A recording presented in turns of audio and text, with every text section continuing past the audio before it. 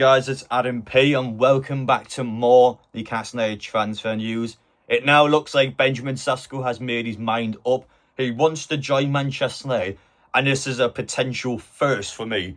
We have a legitimate possibility that RB Leipzig accepts a lower bid for Manchester United just to sell the player on. Newcastle has offered Leipzig more money, which was accepted. The bid was accepted, which has been confirmed by Oldstein. But the player himself has said Manchester United is the club he wants to join. And that's been the hurdle in this transfer that is going to go against Newcastle.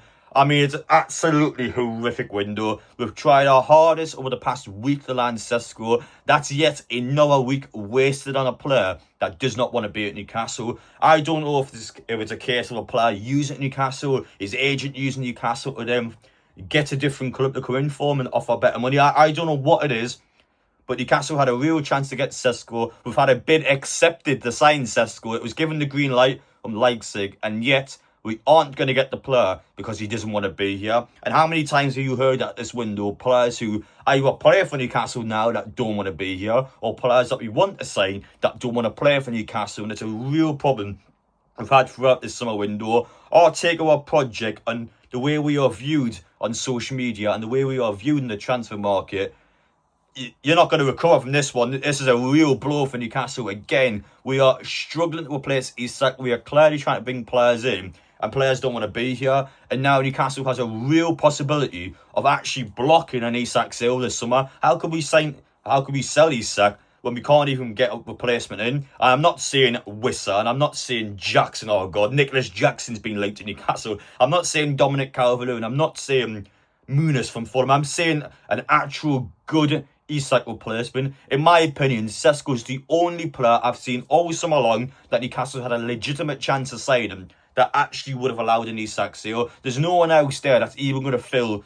I mean, you're talking the laces that he wears, never mind the boots that he fills. Nobody is replacing Isak Newcastle. Why would we sell him to Liverpool? Let's say they offer £150 million, which I don't think they do, by the way. But let's say Liverpool actually offers £150 million now to sign Isak up front. Why would Newcastle accept that? We have money and we can't spend the money, so why would he accept more money when nobody wants to join us? Like, the money doesn't mean anything to Newcastle because we have a project that nobody is invested in. We have Champions League football this season. We've just won silverware, and yet players don't want to be here. So why is that? And I actually do blame, behind the scenes, I actually do blame Newcastle United. And I know yesterday in my comment section, you look at the Sesko situation. I've seen a lot of you guys go, Adam, you're being harsh in the club.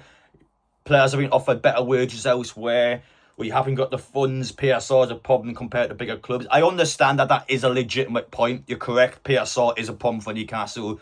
Wages have been offered elsewhere for different players, but not this one. Newcastle offered what Sesko wanted according to reports. Journalists have outright said Sesko has been offered everything he wanted from our football club, and yet he still turned us down. And I think it's a case where a player and his agent has just used Newcastle. I think Sesko deep down probably never wanted to join Newcastle, probably was looking for, you're talking an elite level Premier League club. And even though Manchester United finished 15th last season, you can't deny Manchester United historically, of course, is a huge football club, and he probably wants to have his name amongst the history books, even though I don't know why he would join Manchester United now, to be honest, but I can understand if he was a Manchester United fan when he was younger. He would have been watching Manchester United when he's a lot younger, but it's just not the same club anymore.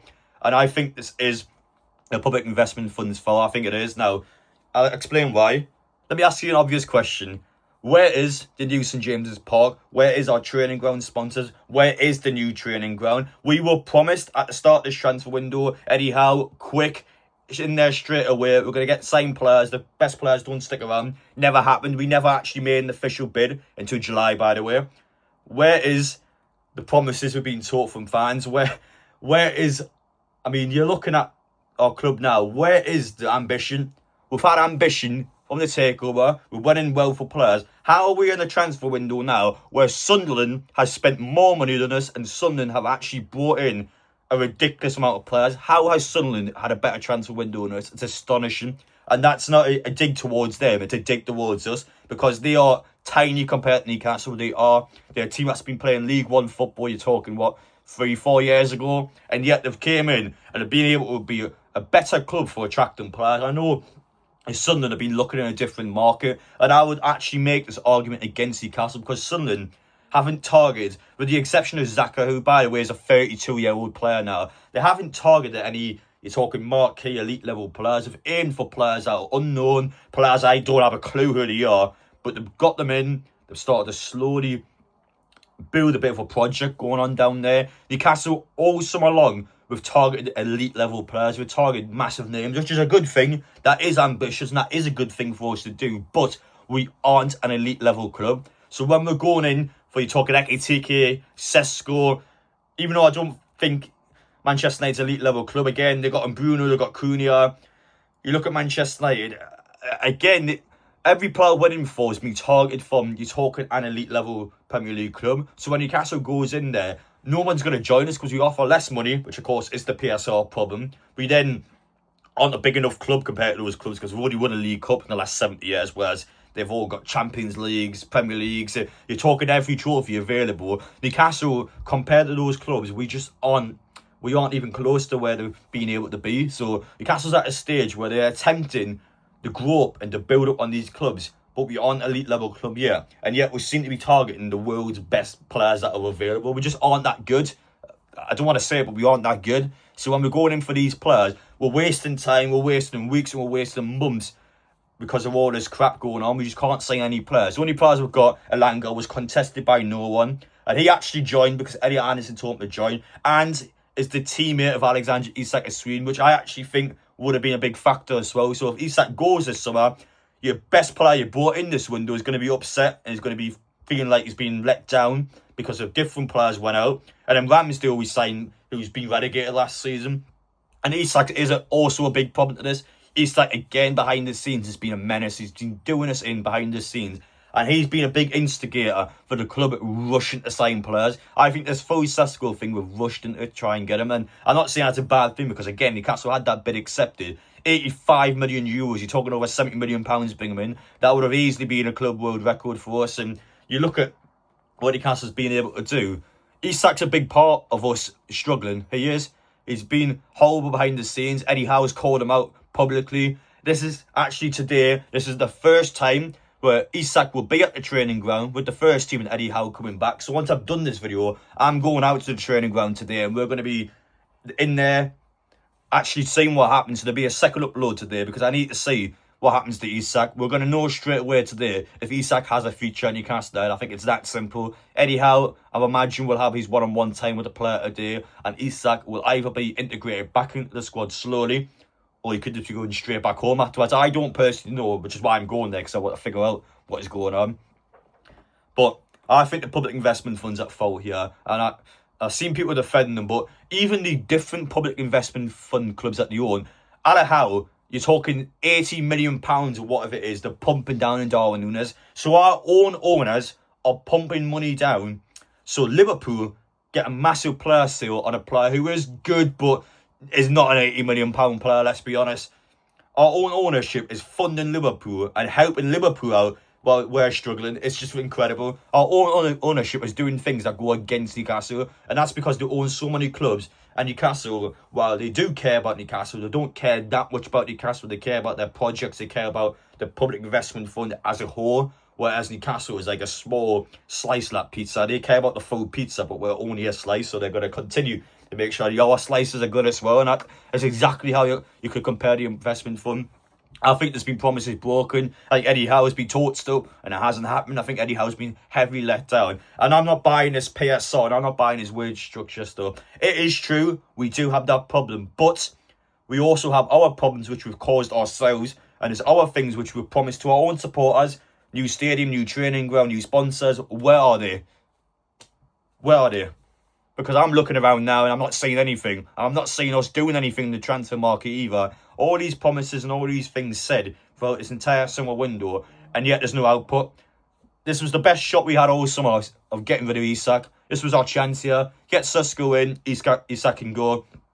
No Sesko, no Isak. I think it's that simple. We haven't got a player out there now that we can sign realistically that is going to come in and replace Isak. Gonzalo Ramos is not replacing Isak, let's be honest. No way, I swear to God, no way. If we put £80 million in Nicholas Jackson, and he actually comes in, and then we suddenly say, I'm actually done. If that happens, I'm done. I swear down. If Nicholas Jackson comes in and then we sell his stock to Liverpool, we're never ever going to recover. The owner should be laughed at for years. There's absolutely no way that happens. And when you look at our players, there's no one out there. So I actually think we're at that stage now where we just can't sell Isak. We're going to have to convince the guy to stick around for 12 more months. I think we do have leverage over him. He has 3 years left in his contract. And this is the same player, by the way, who, of course, has done stuff behind the scenes that's damaged Newcastle. We can just simply tell him, well, you could have done this at the start of the window. You've decided to disrespect our players, our manager. We're not going to allow it. You've let yourself down, Isak. You're going to have to earn our respect, and then we'll sell you next summer. You've got to be that firm and that strong with him, because we're not going to be bullied by him and by his agent. He's clearly been tapped up from Liverpool. I think that happens a lot in football. I'm not going to criticise Liverpool for that. But he's clearly been taught a lot of things from Liverpool, and that's turned his head. And he then has done stupid things because I'm sure his agents instigated it. So he's definitely been taught the wrong things, and he's definitely not been able to have the support from Eddie Howe and his players, while of course we have been away. And I think he's let himself down. And I think now, especially how the fans look at him, how the club looks at him, I think he does have to earn that respect back. And I actually think even though he wants to go to Liverpool, it has to be in our terms, has to be when we say so. And I think 12 more months, I think we're at that stage now. We've got to convince this guy to stick around for 12 more months. We can't let him go. It doesn't matter about the money. £150 million. What does that money matter when we can't sign players and nobody wants to join for us? So why would you accept that offer? That's how I see it now. No Sesko means no Isak. I think Isak's going nowhere. We have to firm on it, and we have to be firm. We have to stand down in our clubs. We have to just make sure he doesn't go anywhere, because we just can't replace this guy. And I think it's that simple. But yeah, you don't mind me, I'm going out to training ground shortly. We're going to figure out what is going on with Newcastle United today, because that is huge. It is a massive day in our football club. Sesko is gone. Going to Manchester United. I can't believe it. Accepting a lower offer of being Sesko, and that's a first. That is an actual first for me. But yeah, fair enough to Manchester United. Despite being crap, they've still got pull power. We don't have pull power, so we need to figure that out, and we need to figure out a way of solving this window, because this has been by far the worst transfer window since the takeover. We've been humiliated all summer long.